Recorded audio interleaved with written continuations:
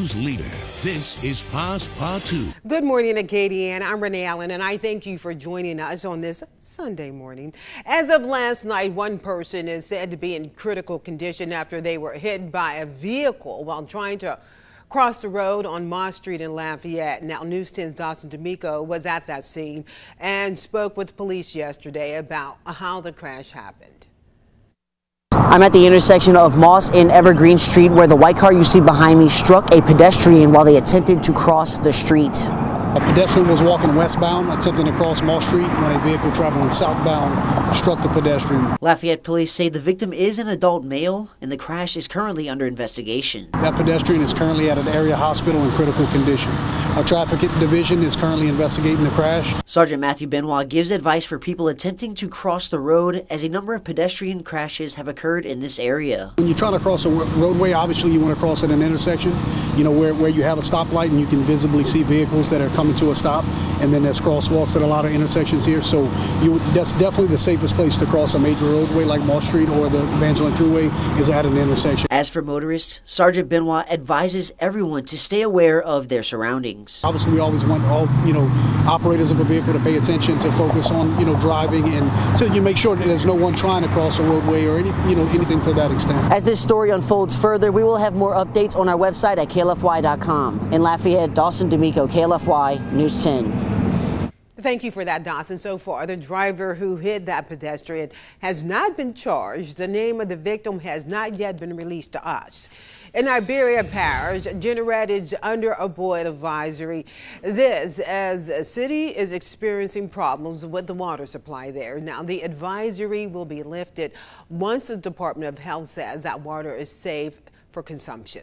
Speeding motorists in St. Martinville have city police implementing a new policy to reduce the number of violators. Patrol units will be scattered across the city with handheld radars looking for motorists going 10 miles over the posted speed limit. Now, if you're caught, drivers will get a citation in the mail warning them to slow down and change their speeding habits.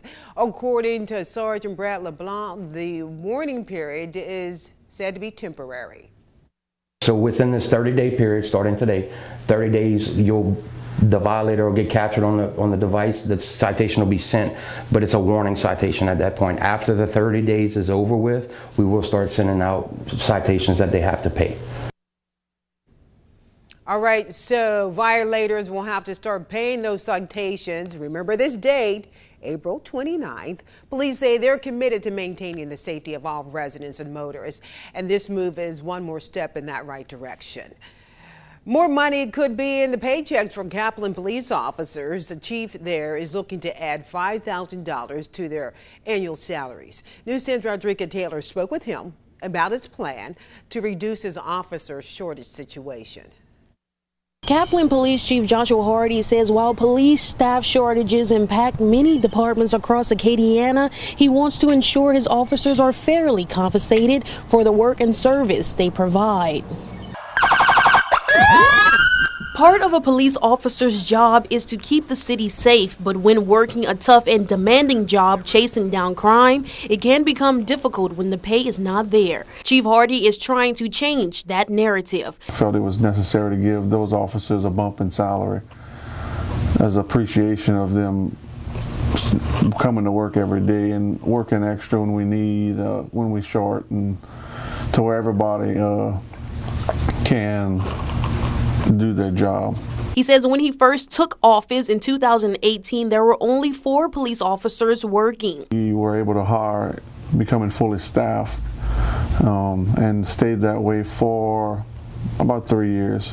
And then other officers started slowly going to other departments for more money. To prevent more officers from leaving, Chief Hardy says he is working to get each officer a $5,000 bump in their annual salary. It's not much, but something is better than nothing. The chief says he is thankful for his team's dedication, and if he can make their lives easier, he will. No matter what I ask of them, they will do it. They will come to work, they'll help the public, and that's what I love most about my job, is that I have a good force and good officers that will come and do their job and protect and serve the people of Kaplan. The police department is hiring. If you would like to join the force, you can pick up an application at the station. In Kaplan, Rodrika Taylor, KLFY News 10. And the chief says the pay increase request was presented to the city council and placed on hold.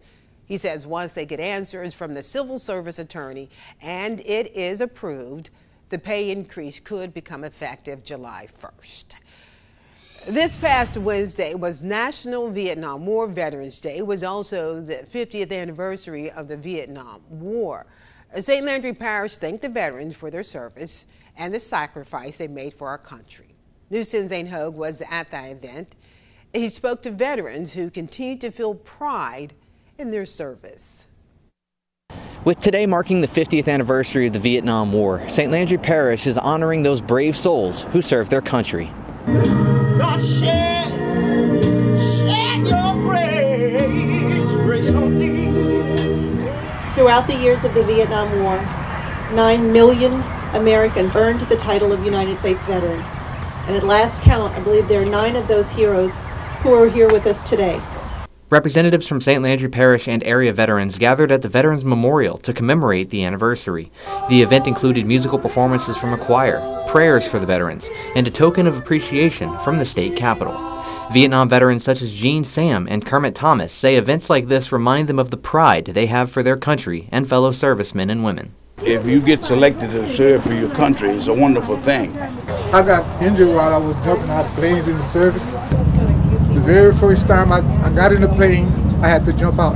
That wasn't too much of a good feeling.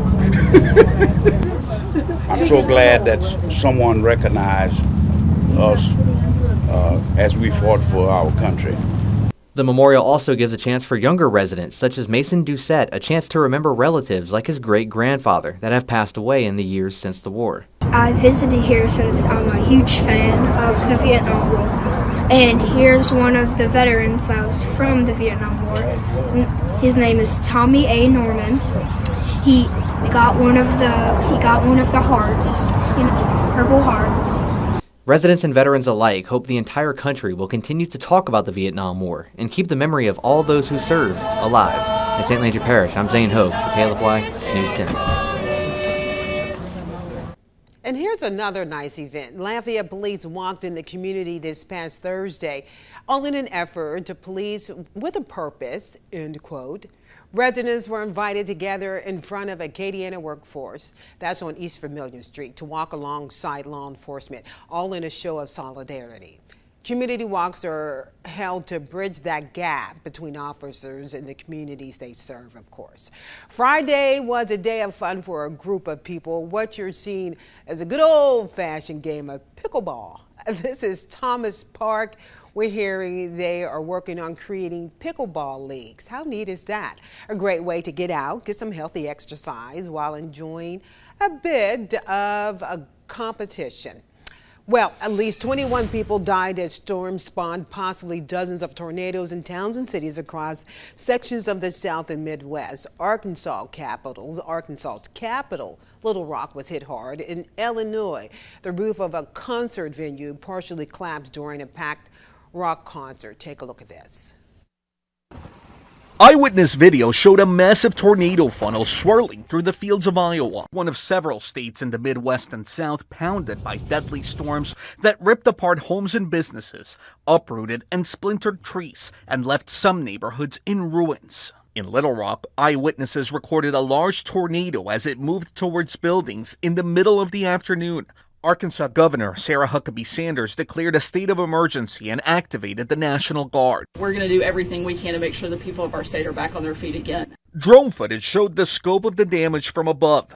On the ground, storms ripped through neighborhoods, trapping people in their homes and damaging this Little Rock shopping center and grocery store. We ran to the back, we huddled together, and we prayed for our lives. In nearby western Tennessee, a state of emergency was also declared, and at least 7 storm-related deaths were confirmed there on Saturday. In Belvedere, Illinois, part of a roof caved in at a theater as about 260 people attended a heavy metal concert. One man was killed while others were injured. It's just horrific what's happening. The Apollo Theater is one of the heritage places around here, and to see the damage is just heartbreaking. In multiple states, the tornadoes left tens of thousands of people without power. The powerful storms hit only hours after President Biden visited Rolling Fork, Mississippi, where tornadoes wiped out large parts of town last week. That weather forecast for us, Trevor, just a mixed bag of everything, but a nice mixed bag. Nothing like what they're dealing with, and thank goodness, at least for us. Well, the thing about a mixed bag, you never know what you're going to get. That's and true. It looks like we could finally see some storms and some heavier rainfall later on in the week. Let's take a look at temperatures this morning. We're in the 60s. 63 in Lafayette, 63 in New Iberia, 64 in Lake Charles. Now, live Doppler 10 does show isolated showers across the region. Some of this is not reaching the ground. Other areas mainly are just seeing some sprinkle activity out there. So I'll say about 20% coverage through the remainder of this morning, and then I believe we'll get a break this afternoon, maybe actually get some sun. We saw the sun yesterday, and it really warmed us up. We hit the upper 80s to near 90 degrees in some locations, even broke some records. So if we see the sunshine today, it will be another warm day, but definitely not as hot as what we saw yesterday for sure. I think we'll see more cloud cover today, and then we could see some storms fire up here across the northeastern Texas and northwestern Louisiana later on this evening. I think most of that will bypass us to the north, though. Temperatures rising into the lower 80s for this afternoon. Here's our NamNest future radar. This model is doing a pretty good job at depicting what I'm thinking will happen for today. The isolated showers move out. Could see sunshine at some points today, and then notice the storm action getting going across northeastern Texas. Could even see a severe weather threat there, but for us, most of that bypassing us to the north, unfortunately moving over some of the same areas that are still trying to recover from the recent severe weather episodes, and we could see yet another one to our north for Tuesday of this week, and then more clouds coming in for tomorrow. Partly sunny skies expected for both tomorrow and for Tuesday, so we'll definitely keep the clouds around. So in the 60s this morning, we rise into the low to mid 80s. We may hit the mid 80s for today, but we'll have a little more moisture. Yesterday we had a perfect combination of sunshine and drier air across the area, so it really helped to warm things up. That moisture returning for today. We'll keep things somewhere in the mid 80s. We're in the 70s for tonight, and then we could spike on those temperatures once again tomorrow. It looks like mid to upper 80s could once again be possible. Now, south winds 10 to 20 miles per hour, and south winds will remain strong through the next few days. March was very windy, as it usually is, and it looks like the first week of April will continue that trend. South winds at about 10 to 20 miles per hour. So atmospheric moisture increasing across the region. We'll keep the moisture around for tomorrow and Tuesday, but moisture definitely increasing for Wednesday as a front moves into the area. Notice a drier air off to the north and west of it, behind it, and this front pretty much stalls right overhead through Wednesday through Thursday. It moves temporarily northward on Friday, but comes right back on Saturday. So this front being around will keep healthy rain chances in the forecast. Notice parts of Texas for tomorrow could be in the low to mid 90s, believe it or not. And here comes that front that comes in on Wednesday, keep giving us the storms and keeping the storms around for Thursday, for Friday, and possibly even through Saturday. So a Wednesday through Saturday time frame. We can use some of this rainfall. If we get 3 to 6 inches over a 3-day period, an inch or an inch and a half per day, we'll be fine.